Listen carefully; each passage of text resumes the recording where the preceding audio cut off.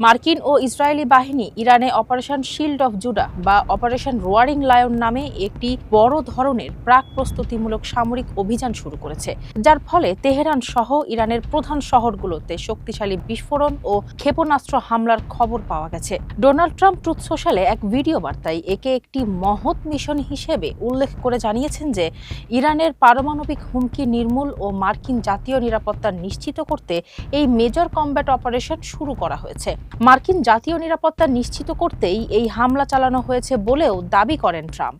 A short time ago, the United States military began major combat operations in Iran.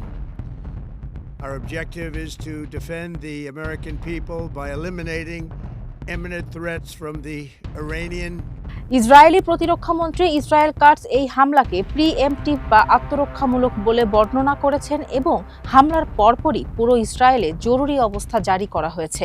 হামলায় তেহরানের প্রতিরক্ষা মন্ত্রণালয়, গোয়েন্দা সংস্থা এবং পারমাণবিক স্থাপনার পার্শ্ববর্তী এলাকাগুলো লক্ষ্যবস্তু করা হয়েছে বলে বিভিন্ন আন্তর্জাতিক সংবাদ মাধ্যম নিশ্চিত করেছে।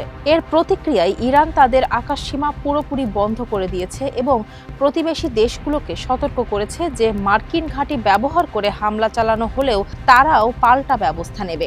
অন্যদিকে ইসরায়েলি নাগরিকদের সম্ভাব্য পাল্টা হামলার আশঙ্কায় নিরাপদ আশ্রয়কেন্দ্রে বা প্রয়োজনে অস্থায়ী তাঁবুতে অবস্থানের নির্দেশনা দেওয়া হয়েছে।